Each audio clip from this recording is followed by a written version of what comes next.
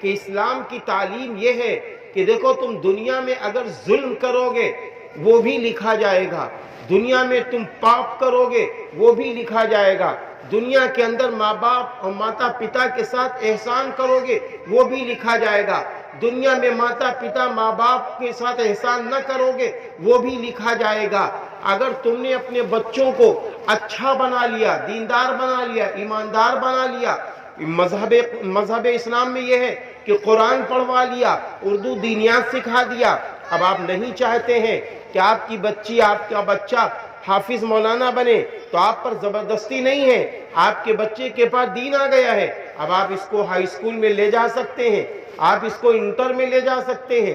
آپ اس کو doctor, engineer, professor بنا سکتے ہیں۔ اسلام آپ کو اجازت دیتا ہے، اسلام آپ کو اجازت دے رہا ہے، آپ اسے انجینئر بنائیے، اسے ڈاکٹر بنائیے، اسے پروفیسر بنائیے، اسے سیاسی رہنما بنائیے، اس کو بزنس مین بنائیے۔ اسلام یہ کہتا ہے پہلے ایماندار بنا لو بعد میں سب کچھ بنا لو، پہلے ایماندار بنا لو بعد میں سب کچھ بنانا۔ اور جب آدمی ایماندار ہوگا تو پھر معلوم کیا ہوگا، آپ نے ایک ایماندار نوکر اپنی دکان پر رکھ لیا، آپ پورے شہر لکھنؤ میں گھومیے، آپ دکان میں کیمرہ لگائیے یا نہ لگائیے،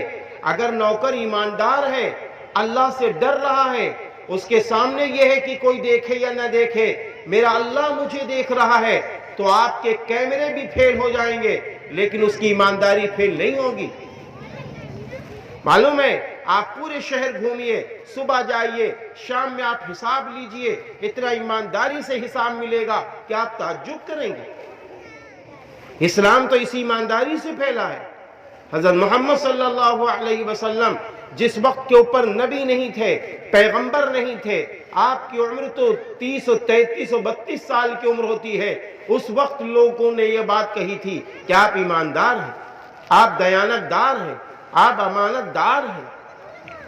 آپ امانت دار ہیں۔ اسلام یہ بات سکھاتا ہے کہ لوگوں سن لو، سمجھ لو، تم نے جو کام کیا ہے دنیا میں تم کو اس کا پھل مختصر سا ملے گا لیکن اصل تو مرنے کے بعد ملے گا۔ اسلام کا یہ کہنا ہے کہ جب ہم سب مر جائیں گے،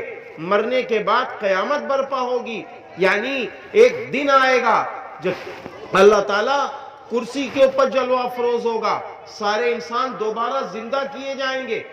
سارے انسان دوبارہ زندہ کیے جائیں گے، پھر اللہ کی بارگاہ میں ہر انسان کو پہنچایا جائے گا، پھر اللہ تعالیٰ کہے گا ہم نے تم کو زندگی دی تھی، تم نے کس کے حکم پہ گزاری ہے؟ ہم نے تم کو جوانی دی تھی، تم نے کس کے حکم پہ گزاری ہے؟ ہم نے تم کو